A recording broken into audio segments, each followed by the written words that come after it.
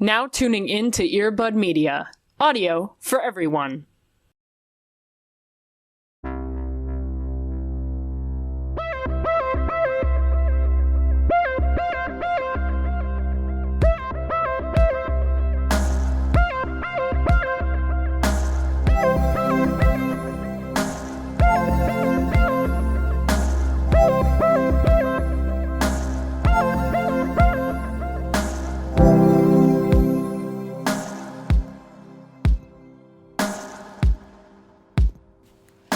This technically comes out in a new month, so new month, new us. Yes, nice. We have entered December.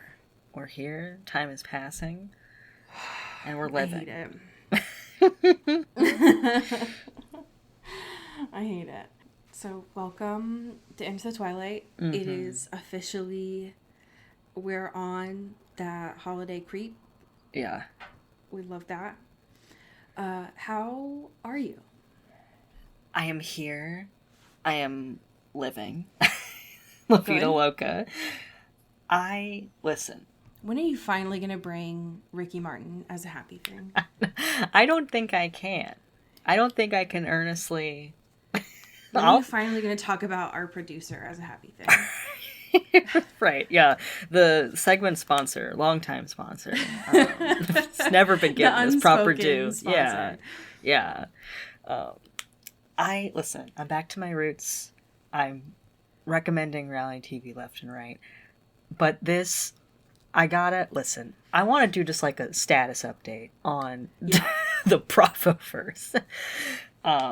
Because New York is pissing me off, so we don't know her. We're not speaking about her. Yeah. We don't acknowledge. I'm sorry. I had faith in the beginning. I have no faith. She's in timeout until we got to figure out what the fuck's going on in there. Because I got questions. Salt Lake City, better than ever. Fucking incredible.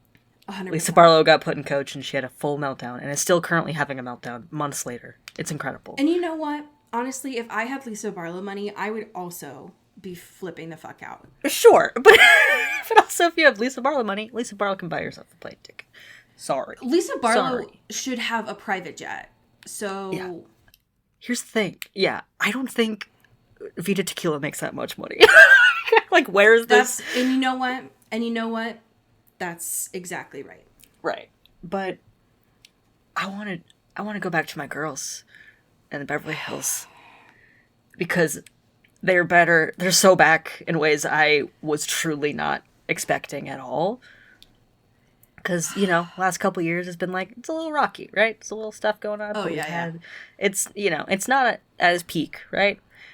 But this premiere, I was so glad that you're talking about this. Yeah, like I felt like I just got like a shot of adrenaline bursting through my body. I wanted to do laps around the living room watching this, fist pumping in the air. It's wild how much, and don't even come at me being like you're nouveau riche. Shut the fuck up. Yeah. You've been here. I'm catching up. You've done the homework.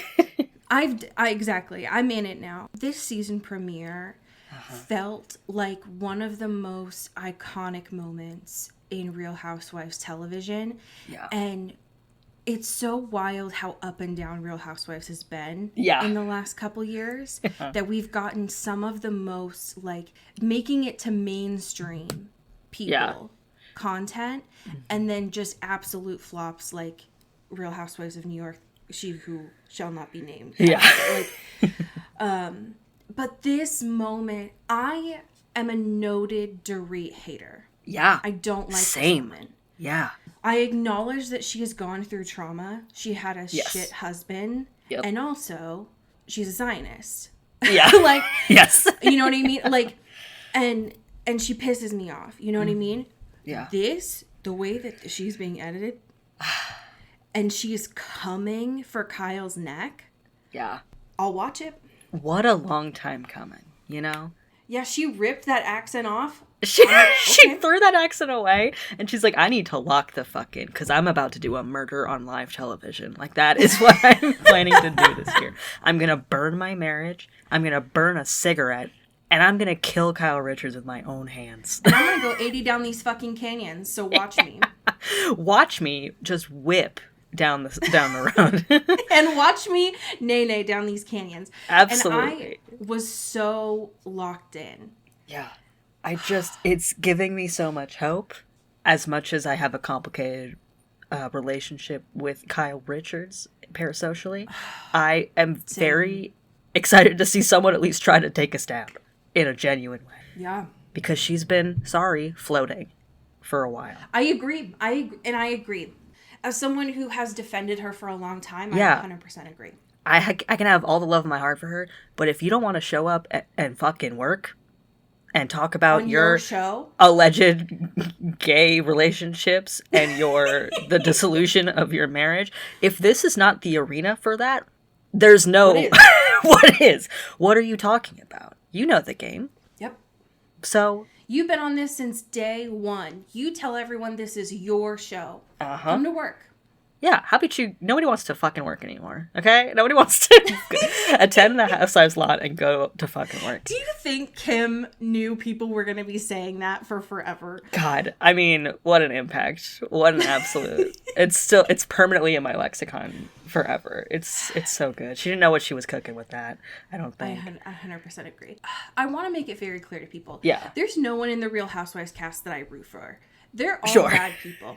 Sure. But that's the point, right? It wouldn't be good television if they were good people. Yeah. And I'm in it. This is good television to me. Yeah. I don't think anyone's good here, but this is a game of winners and losers, and I will be on one side. Exactly. And I will watch it happen. Yeah. And yeah. Also just shout out Jennifer Tilly being here. She brings such a delusional energy that I love. Her and Sutton are hilarious because they are on levels of delusional wealth that is so incredible to watch. Like, Jennifer Tilly's been picking up residual giant checks because her late husband, was a producer on The Simpsons. And it settled out with the estate that she gets like 30% of everything in perpetuity. So that's her money. And it's awesome. And that's fucking awesome. To know, it's such a wacky cast because it's like... Yeah. Erica's there. Yeah. And also Jennifer Tilly?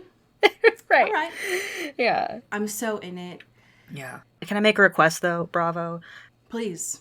I'm getting a little tired of the Kathy Hilton jump scares. I gotta be honest. Okay? I agree. She's not here anymore. We don't have to pretend like she's relevant to this group of people. It's fine. She had her comedic moments. Sure. She did. We can't use it as a crutch, though. You know? I agree. We can't. We're better than this. We got better ladies than this. I agree. You're right, and you should say it. Thank you. Known hater of that woman. Just because she makes funny clips that go well on TikTok does not mean that she's a good person. And yeah, we have plenty of those. We could just rewatch those ones. You know what I mean? Like, we don't need to generate more. I'm good. I agree. This is my truth. These are my girls. Say it loud. I can't wait to watch them just gladiator duke it out. In the arena. I love it. It's so important to me. Yeah, it's really important. How are you doing, my friend? I'm here. It's that time of year where my skin is so dry. Sure. And I moisturize all the time, but it's just like, it's that time of year where it's dry season. I don't know what to tell you. Where I can have a humidifier on, but it's just, so that's annoying, you know? Yeah. That's my complaint to the universe of like, wouldn't that's like fair. that anymore. So thanks to hand creams, you know? My happy thing is, and I'm just going to pre-warn all of you listening that the next couple weeks they're going to be Netflix things because I've got it for 30 days. So shut up. I'm trying to catch up on everything I haven't seen in a while. My happy thing this week is Simone Biles Rising. Hell yeah. 4-part docuseries. I had not seen the first 2 parts that dropped prior to the Olympics. And then there were another 2 parts that just dropped, well, when this comes out, like a month and a half ago. Mm-hmm. And I loved it so much. Cried like a baby during it, in a good way. Sure. But it was so... There were a lot of things that I did not know about her in it that I got to see. But it was not just a testament to her athleticism. Mm-hmm. It was also like, hey, please remember that I am a human too. Which it's annoying that you have to tell people that. Right. It's annoying that, like, as an athlete, you have to tell people that. But especially as a Black woman athlete at the top of her career, you have to tell people, like, hey, please stop. Like, with everything. And I immensely enjoyed being able to learn how she bounced back after the 2020 Olympics and understanding more context of what the twisties were for her and how it connected to what I previously knew about the trial and conviction that was occurring around the same time. I had previously understood that it was the twisties was just like a fucked up thing that happens with gender sometimes. Yeah. But the documentary goes into a little bit more of like that can just be a mind thing. And how with that Olympics, not only was she completely isolated from her support system, but also that trial was happening at the same time. Yeah. Oof. And to be back in that space, it would be very hard to not go to those kind of sense memories. Yeah. And that was an area that at the time, naturally, was not being discussed when that news came out. Because reporters didn't have that context. And so for her to kind of break that down a little bit more and see how she was dealing with that a lot was super interesting to see. She's great. She's great. She's so small. All of the footage of her in her house is so funny that they have. Because it looks like you remember the Cats movie, how they made everything in that, like, wacky scale? Yeah, like the perspective, Yes. Yeah. That's kind of how it looks sometimes. Oh, but God. It was great to see in there, to learn more about her and her family. Mm-hmm. And it's a quick watch. It's like 4 episodes. Hell yeah. And I loved it, and she's great. Yeah. I desperately want her to do a Architectural Digest yes. kind of thing. I feel like that'd be fun. She's just so small. And houses are so big. Houses are so big. And especially because her husband's a football player, right? So he needs a different scale than she does, right? And the only way that you would accommodate both of those is like to build a house, which they don't, because he's moving all the time with being swapped to different football teams. So you wouldn't spend the time building houses if you know you're going to be traded across the states. So it's just funny. It's funny to watch, and I love it. It's great. It's great to see her as a human. There's another thing that the production does I really enjoy. A lot of times when you're watching people be interviewed, they're sitting up straight in an interview chair, and it's really formal. A lot of the times when you see her, she's sitting on her couch and she has her feet up, and it's like, hell yeah. Yeah. Hell yeah. Doesn't have to be stuffy. Talk about stuff. Yeah. If you're going to talk about stuff that's really sensitive to you, you should get comfortable. Totally. You should be in a place that's comfortable to you. And I love that. Yeah. So, highly recommend. I imagine some folks have seen the first 2 episodes that dropped, but the second part is all about the Olympics. So they needed to drop it. Sure. I don't know how the hell they got that turnaround. Yeah, that's wild. From August to October, they were hitting the ground running. But good job. All right, hell yeah. But it was great, and I enjoyed it a lot. There's no current events. So if anything drops between now, which is the 24th, and when this comes out on the 2nd, shut up. Yeah, sorry. Just, we'll deal with it later. We'll circle back. Yeah. It's not our fault. Don't blame us. Yeah. We got it. We'll deal with it later.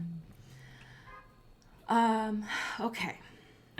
We've been talking for a really long time about just needing a filler episode. Yeah. And we got it.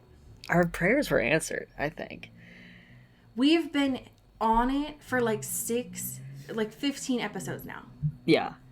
Foot on the gas. grindstone. For sure, yeah. And now we just got a second to just breathe a little. And honestly, kind of a banger. Kind of a banger for It was filler. a great filler episode. Yeah. Like, I felt like we didn't have to... Listen, we're still, connecting threads. We're still, shit is still happening. But, it really just gave us a minute to, inhale and exhale. And watch a beautiful woman fight. And that's beautiful. Give me a serial killer plot. You know what I mean? Let's just do a little crime whoopsie. Let's do a whodunit, Fuck yeah. Are you kidding? Yes. Why not? We are back to a monster of the week. Right. And she is a serial killer, vampire, boxer. God. Hello? Finally, Let's go. What kind of dice generator storyline did this occur, and how am I so lucky? Yeah, what a treat. What a genuine treat. Amen. I've never been so grateful to see Cassie Freeman, love of my life, from the Righteous Gemstones, just absolutely dominating this stage. Yeah. Thank you. She should always be acting in a boxing ring. Oh, 100%. We need to see her in the Righteous Gemstones being like, I'm going to take Taekwondo. Right. I'm going to be taking boxing. I'm going to be doing all of it. Let her fight. Let her fight on Righteous Gemstones. And she deserves it. She deserves to be able to clock some people. Yes, absolutely. Oh my goodness. I was very grateful for, and also it's a different time period than we've been in, which is nice. So we did, as much as we were saying that it's a Monster of the Week filler, we did get some new context. I don't think we've been 50 years post-transformation to get to see these brothers still in their, stick up their ass kind of tension. Yeah, they're very prissy in these flashbacks. Oh, yeah. And Damon's little hair curl. Hello? Oh my god. Hello? Okay, middle part. Did Ian get a haircut? His hair seemed... Yeah. not only parted differently in the flashback, but his hair in the present tense seemed shorter. Yeah. In some way. I have questions. Yeah. And I think maybe I had just forgotten about this. I feel like they may have mentioned it at some point. But the fact that once they had changed... they truly fucked off and hadn't seen each other prior to this. So it had been 50 years. They were wild. Holding on to stuff for a while. Yeah. It's okay. We all knew that these brothers have a very terse relationship, for sure. And, a lot of things unspoken. But it's goddamn, y'all just, fucked off for 50 years and came back with some real opinions. Interesting. This makes your whole deal make more sense. What in the hell, y'all? What? God. When I completely forgot about this, because it really hasn't been mentioned since season 1. I completely forgot that Damon can turn into a crow. Why haven't they talked about that? They need to utilize that so much more often. Are you kidding? That's so fucking funny. Why? One, that hasn't been brought up in 2.5 seasons. Yeah. So first off, what? Second off, why have we never learned why that happened? Right. Because that's not all vampires. Right. Is he built different? What's the reason? Is he? I'm curious. I do have questions. I would like to see him fly around as a crow. Is that going to be brought up at some point of did he get... Is this Punnett square different? What the fuck? Right, it's a recessive gene. Yeah. Yeah. Is it because he didn't kill his dad? What the fuck? Why can he turn into a crow and other people can't? And why isn't he doing it every day of his life? Right, exactly. I want him to see him perched up on Elena's house and be like, hey girl, but I'm a crow. Like, I want that.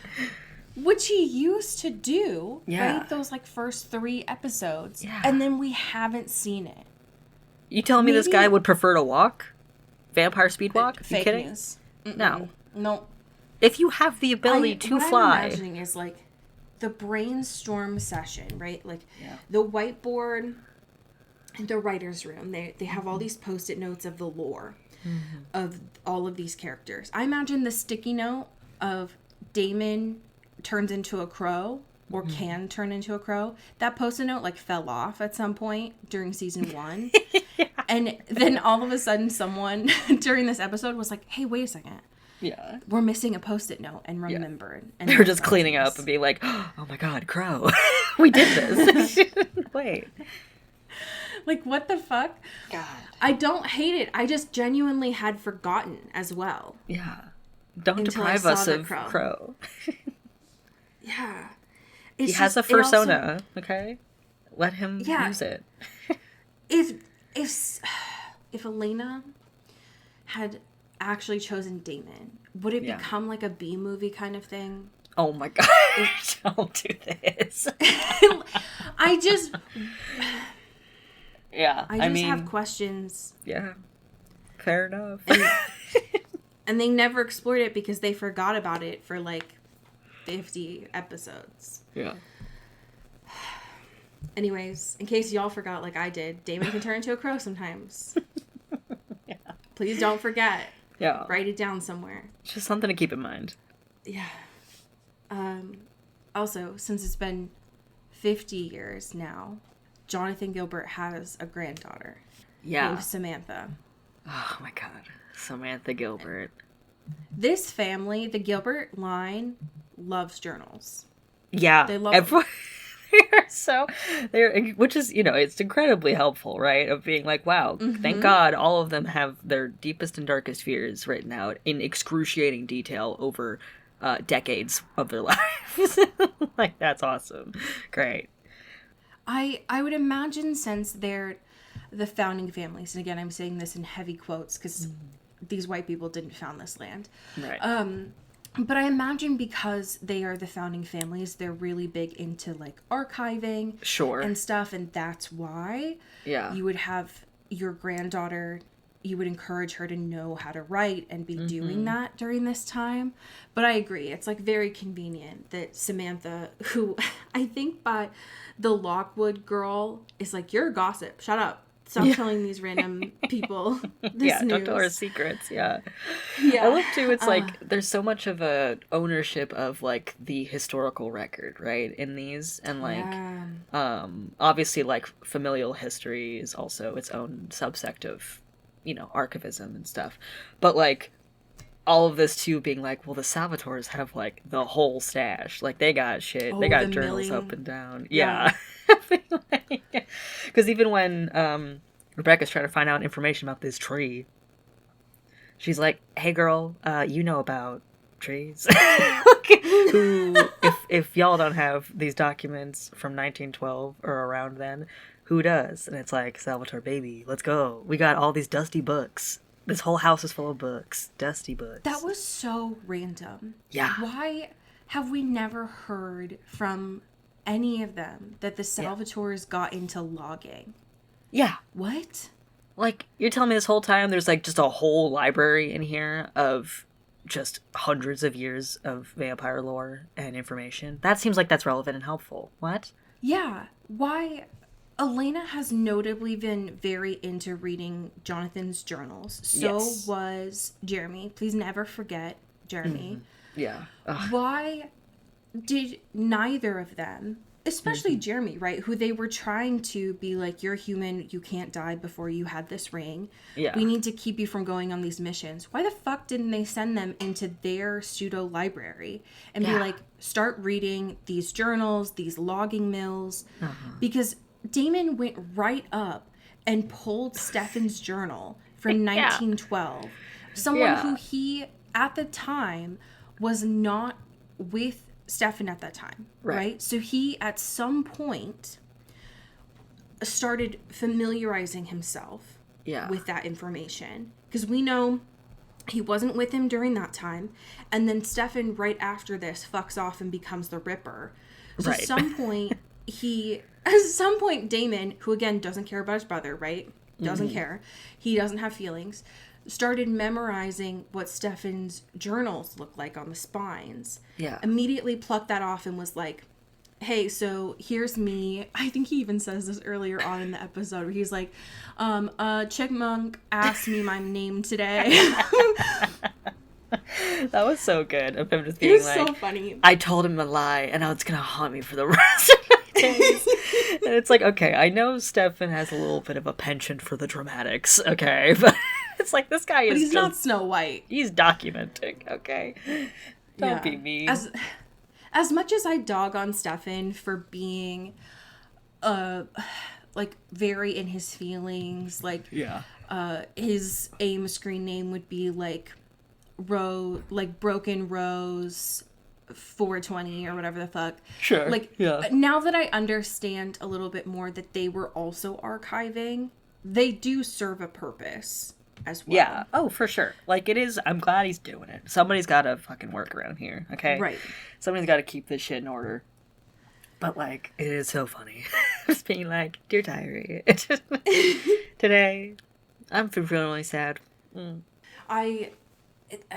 fact that Damon had not only knew what it looked like, but had read it before, that he was like, oh yeah, I know the last time that there was a serial killer in Mystic Falls, it was 1912. We had just come back from a funeral from our ancestor, Zachariah. These guys are Damon, tell me more about how you don't care about your fuck-ass brother. And, like, and he keeps posturing it in the way of, like, it's like, you know, I don't love you, bro, right? Of being like, we don't, like, hang out, we team up or join forces, and, like, using all these, like, man words about hanging out with your brother for a shared goal. Yeah. And it's like, we can be so for real right now. We can I did enjoy that conversation, though, because I think there was a moment I remember writing down where Stefan was like, do you really just want to go get a drink with me because you want to hang out? Or do you want to get a drink with me because your best friend is in jail right now? Yeah. Damon was like, I'm too stunned to speak. Right. It's like, oh, okay. Clocked me. Shit. Could it be both? But, like, yeah, like, have you considered it would be fun to find a serial killer and solve a murder? Yeah. Have you thought about that? And we can also drink alcohol. 2 birds, 1 stone, baby. Right. What's not to love? And them in the present drinking, I found really interesting. Yeah. Not only because Damon was like, Rebecca, if you just want a dick appointment, just right. She's like, I literally don't come near me. Yeah, like I will vomit for sure. Right. So thank you, Rebecca, for having some standards. But the present, I understand what Damon is trying to do here with Stefan. Yeah. Because it's bit them in the ass for a couple of seasons now. Mm-hmm. Of like, Stefan, I get it. You want to get clean, right? Mm-hmm. Admirable. But you struggle with balance here. Yes. You swing from pendulum to pendulum, and that is not working. Yeah. So, what if we try a different method of moderation? Right. I get it, Damon. I get where you're coming from. However, it does seem like you are forcing that choice on Stefan. Yeah. Rather than leading the horse to water. Right. Like, he is not equipped to do anything in moderation, right? Because he is so volatilely swinging between 2 different ends of the road. And so it's like, that in theory, moderation is great, for sure. But it's like, he can't do that if he doesn't have the tools for that. And you are also not good at helping him with that. You know, like, you're not really giving a lot of positive encouragement here. You're just kind of like, stop being a pussy and just drink something because you're freaking me out and you're freaking everybody out and the vibe in this restaurant is really bad. Can you be different? which is, these are all true things. However, it's not really going to get you there. And seeing both of these times aligned with each other was really, I liked the way that they did it. Yeah, that editing from like the drink in the hand of like, you've had enough or whatever, to the past, that was so fire. That was flames. They were having fun in there. Yeah, I liked it. I think that I was not expecting the Ripper segue to happen so soon after this. I like it. I like that happened. I was just not connecting the timeline there. Right. And so in the past, I mean, first off, I love that Sage was the one who was like the biblical snake here for Damon. Yep. Obsessed with it. Yeah. Because Damon in this moment is still such a tight ass. Like, he's still so proper. And Sage is like, well, here's a little bit more about being a vampire, but also I'm a serial killer. So my advice is skewed. Yeah, it's like, you can listen to it. I don't know if you should take it, but hey. Because some of the advice that she's giving of like, people don't have to give it, you can just take it. I'm like, girl, you're a serial killer, so don't. Right. Okay. Grain of salt, grain of salt. But Damon is like, you're a beautiful woman, and I'll trust you because Catherine, right? So yeah, and he's like, I just saw you punch a grown man like really hard for like a long time, so I will kind of just follow you to the end of the earth with this information. Exactly. It will be an honor. So. And same, Damon, I get it. Absolutely. Same. If given the same opportunity, many of us would make the same choice. I don't blame you in this moment of completely falling in line with Sage here, But the biblical snake was coming through here. I saw it and I was eating it up. But for him to take that and then go right to Stefan and be like, listen, I just had my life changed. We need to go drink these fancy women. I was like, oh, Damon. Damon, do you not remember anything that happened here 50 years ago? Oh my God. What killed me though, and I know that part of this is the writing and part of this is just how good of a villain that my boy can be for Stefan. But to see Stefan in the past immediately start to drink, rip this woman's head off and say, I'm sorry. Right. I was like, oh, all right. It's so and wild. There we go. Yeah.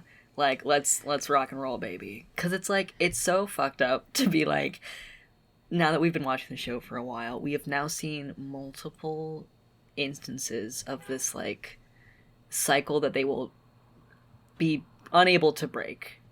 It seems like karmically, like 100%, yeah. Of like, they will help and hurt each other in the same exact ways time and time again.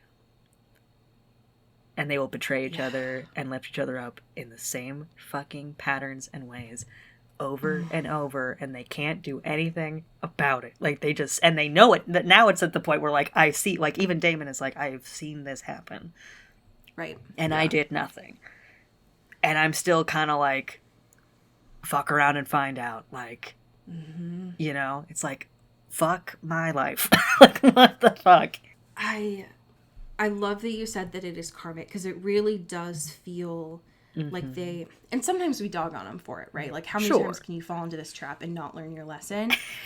But it's like Wile E. Coyote. It's like, you can see, right, that this is like, literally. Yeah. You are walking into something that says TNT on it, and you're like, I wonder. Yeah. That surely won't fuck me up. No, that's good. But they are, Damon sees a beautiful woman and is like, I must. Yeah. I must. She has a siren song that I cannot. Yeah. And to see the making of the Ripper in this moment, and Stefan having no ability to moderate, it's just like, God damn, dog. You know, like, what hurt though was to see it in the present and Damon being like, hey, I would rather you be hungry, right? Like, you can fight this hunger, or do you want to fight me in this moment? Yeah. Again, forcing Stefan to make this moderation choice when he is not ready for it.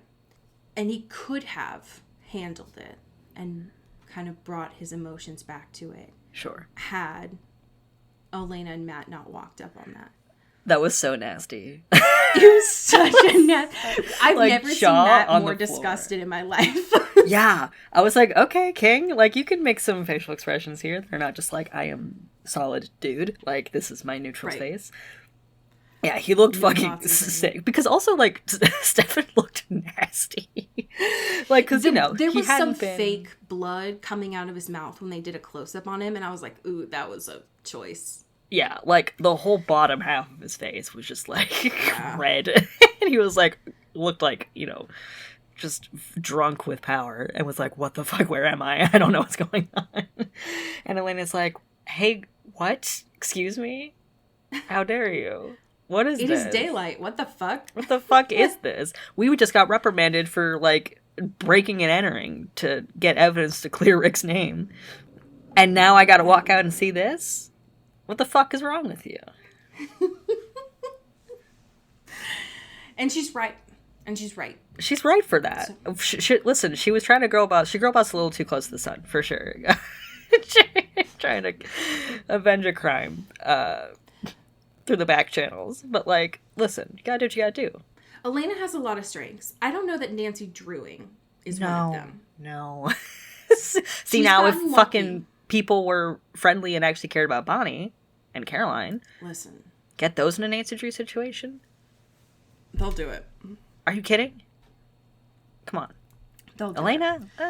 Matt? Elena and Matt don't have any compulsion or magic on their side. Yeah, not really the dynamic duo that you need for this, you know?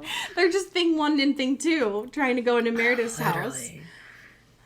And like, they got lucky. Yeah. God. Listen, she found some stuff. I'll give her that. Right. It's not that Elena doesn't know how to search in closets. She did it once with Klaus. That's true. Yes. And she did it another time at the lake house with someone who I can't remember. I think there was a werewolf or a vampire probably that was there. So she's done it. She knows how to navigate her way around closets. All right. Sure. But like, she's not a vampire. She's not a witch. Okay. Right. So like, she's faced Meredith with real world. Right. Exactly. And it's like, also because she does not have like magic or compulsion or whatever, it's like, you have to realize that you're approaching this from like a real world framework, which means, and I loved too that Caroline's mom was so pissed at being like, okay, this is great, thank you for bringing this to me, this is wild though because I can't use any of this because you stole it. To me. It's not admissible evidence. Love your spirit, love you. If you could have, you know, compelled me and be like, this is all good, don't worry about it, sweetheart, that'd be different. But no, now we're in real world. We're in human laws and rules, and this is a B&E. You can't do this. You can't use this. God, I love it so much. It's so silly. Liz was trying her hardest to be like, listen, Elena, I've known you since you were in diapers. I'm fighting every piece of power that I have to not get you arrested. Yeah. Get the fuck out of my office. Yeah. Like, she's just like, I cannot believe you're wasting my time with this because I'm just trying to like, get any sense of anything. And the thing is like, she wasn't wrong in her gut to be like, this letter is just, there's something fishy about it, because we found out that Meredith did forge that letter. Right. So she wasn't wrong. However, I am glad that the writers didn't lean into Meredith. Yeah. Yeah. Because it just felt weird to me. That felt too obvious, and I'm glad that they recognized that. Yes, and it does feel like a more interesting way to, because that's the thing we've kind of suspected about Rick for a while, right? Of like, clearly he is having bouts of not being fully here. Yeah. Especially at night, and especially when he's drinking, and does not have a lot of good memory about things, and is unaccounted for often, you know? And I do think it's interesting to have her be kind of like, hey, you're gonna, like, I'm gonna sound crazy, and you're gonna think I'm crazy, but also I think, what if it's been you the whole time, you know? Like, what if, hear me out, this ring is making you a murderer? Like, and having all this, like, evidence. Yeah, right. Part of it sounds natural, right? Because we know that Rick struggles with alcohol. Yes. We know that the deaths had been taking place around 1 to 3 a.m., which is a time that people do tend to wake up if they are struggling with hormones. Yeah. And all of the people were people he was having beef with. So, like, some of that sounds natural. However, it is far more interesting to take into account the fact that he has died so many times and been brought back to life, and what that could possibly do to changing you as a human being. Yeah. That's, like, the most fascinating part of this, because that is a thing we've been thinking about, of, like, how many times, like, he has a death wish, right? Constantly. And, like, how many... Right, surely, surely, you do this so many times, it does kind of fuck you up a little bit, right? Like, something 100%. Psychologically and biologically, it seems, will have to happen to you if this is your cheating death this much. Yeah. And I think that's a cool way to, like, give consequence to that, of being like, oh no, like, almost a life for a life in a way, of like, you come back and it's like, all right, well, I gotta pay back the debt to the universe and to whatever the fuck, which is wild. And I love too, like, him at the beginning of the episode where he's like in the cell and is talking to Liz, and it's just like, girl, like, how could this be me? That. I'm being framed. And she goes down the list of all the people, and she's like, these are all your ops. What are you like? Of course, there's, like, motive. Like, you know what I mean? Like, this. I want to defend you. From a natural standpoint, right? Of, like, they're all your ops. We've got your prints. Right. These are your weapons. What the fuck do you want me to do, Rick? And he's like, I'm being framed. Right. It's like, Your Honor, this is unjust. And she's like, okay, can you explain where you were at any point during any time? And he's like, ooh, you got me there. That's tough. Ooh, this is not looking good for me, but I'm really being framed for sure, though. It's like, brother. Oh, no. I'm very intrigued by this. Yeah. That it is, it could have been natural, but it is taking a supernatural component and seeing Samantha's journal that Elena was reading, and how seeing her handwriting, not just the part where she was like, I'm missing time, something's happening, but, like, seeing her unwind, kind of. Yeah. I can't tell if the route that they're gonna go is, like, he is losing his soul, or if they're gonna go the, like, more of, like, he's losing his mind kind of thing. Yeah. Because the journal looked more like losing your mind. Yeah. And they said Samantha in the past was like, institutionalized, yeah. But, like, is 1912, you know what I mean? Right, yeah. Like, she's a woman, so am I surprised? Yeah. Like, I mean, toss a coin, you know? Like, I'm not surprised. So I guess I don't know at this point where they're gonna go. I'm more interested in seeing more of the soulless, because that was kind of what he did with Klaus. And I liked the way that the actor portrayed that. So, I don't know. But, to Meredith's credit, there was a moment where Elena tried to come at Meredith. And Meredith was like, listen, you 18-year-old girl. Yeah. 1, I'm late for a surgery. 2,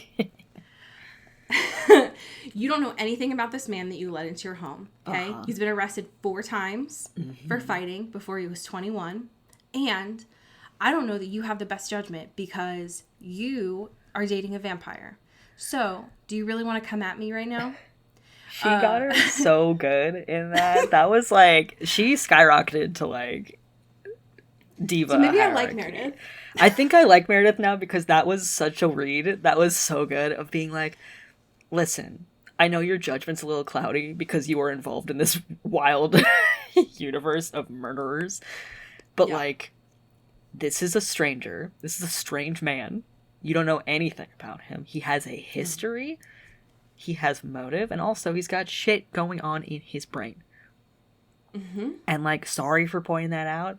That you just willingly accompanied and embedded a stranger, an adult man, into your life and heart. But, like, I'm trying to see it a little objectively, bitch. It's like, damn, okay. Yeah, like, your best friend's mom is the sheriff. Yeah. And you never thought to do a background check on this man before you brought him into your home? Right. You're like, nah, he's good for it. You know, he taught history allegedly at one point. You know, like it's like there's something, you know, like that's all you know about him. Once a week to learn history. Okay, so he's legit. Yeah, I haven't been to school in years, but I know that he was in that building. I guess at some point at the same time. It's like, oh no. She got him. She got her so bad. Right. It's like, sorry, just because his job title is part-time teacher, part-time vampire hunter does not make him the greatest guy in the world. Use your mind. And if I remember correctly, it's been a long time since we first met Rick, but if I remember correctly, the first time that we met him, he did live in the school. Yeah.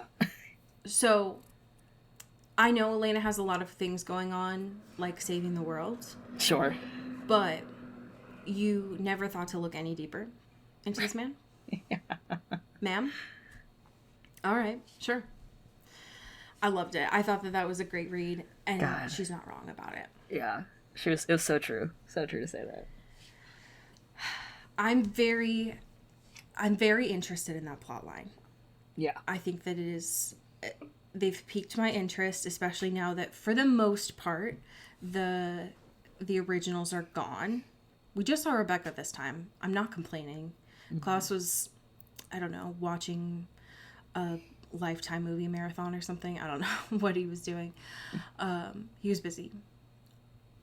But I didn't hate this episode for being, for the most part, just like a filler this week.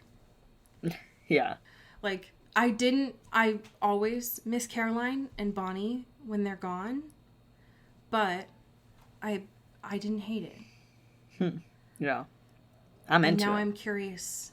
I'm curious about this whole, like, every time that you die and come back, it changes you. If Elena feels a little bit better having sent Jeremy to Colorado. I don't agree with it. Bad. Yeah.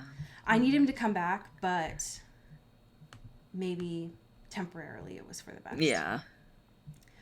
What I am personally excited about, since they never really found the killer in 1912, even though Samantha confessed to it, is next week for our 400th episode. Oh my gosh. Sage is back. Thank God. In the present. Let's go. Let's go. Seeing Sage next to Rebecca makes me very excited. Yeah. Because she did say that she knew Sage. Right. And Sage had, like, tried to come on to Finn 900 years ago. So I am intrigued. Yeah. And I also love getting to see Mrs. Gemstone for another week. Yes, absolutely. So I love that. We have some amazing patrons to thank. Would you like to start us off? Absolutely. Thank you to Kristen Stewart. Thank you. As always, we love to have celebrities on the pod. Yes. Thank you to Callista Lockwood. Pew, pew, pew. Thank you to Sean Salvatore. Ooh, thank you to Megan Pattinson. Oh, thank you to Katya Karp. Ooh, thank you to Genevieve Morgan. Pew, pew. Thank you to Danielle Burke. Ooh, thank you to Janae Bennett. Ooh, Thank you to Sophia Salinger. Ooh, thank you to Dan Zeklos. Ow. Thank you to Emily Ozera. Ooh, and last but certainly not least, thank you to Jaylene Ivishkov. Pew, pew, pew. I have a fanfiction for you today that is by the author, Sanguine_Tenshi. Okay. It is titled How to Survive an Original Hybrid, and then in all caps for dummies. Love. Which I'm very excited about for you. The summary of this is a quick guide on how to survive the inevitable arrival of an original vampire werewolf hybrid by Vicki Donovan. And I am reading from chapter 2. Being reborn? Okay, fine. There is a whole religion about it, and it's an idea that is entertained enough by the wider population to have at least some merit behind it. Being reborn in a fictional world with vampires, witches, werewolves, ghosts, and who knows what else, chupacabra for all she knows. Right smack dab in the middle of all that action, yeah, no thanks, pass. Go straight to jail, do not pass go, do not collect $400. Worse yet, she's Vicki Donovan, a druggy side character who deflowers a 15-year-old before stupidly dying at, 20, 21, 19? And hell, even if she stays on the straight and narrow and avoids the whole vampire business, she still has a high chance of dying in some sort of supernatural dick measuring contest because she's close enough to the main cast to be cared about, but unimportant enough to be sacrificed without major consequences. Klaus is a vengeful bastard, and Elena and company have the extraordinary ability to piss him off every other day.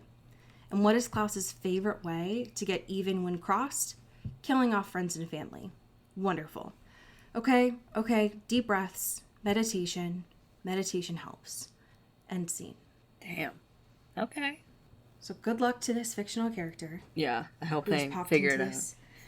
Fictional world as Vicki Donovan. But the idea of creating a for dummies guide. It's really for this good. World is. Yeah. There are many people who could have used it so far. Yeah. Oh yeah. In here. Well, friends, please enjoy the Real Housewives. It is a much needed balm right now. Absolutely. Tell your friends and family about the show to prepare for next week as we hit a very important milestone. Yeah. And as we say here in the Pacific Northwest, get bit. Ooh. Ow.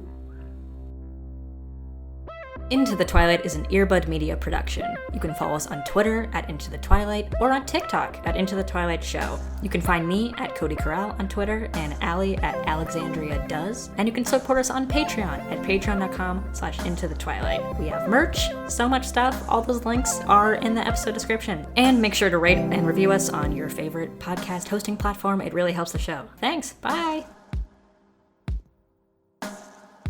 You've been listening to Earbud Media Production. Earbud Media, audio for everyone.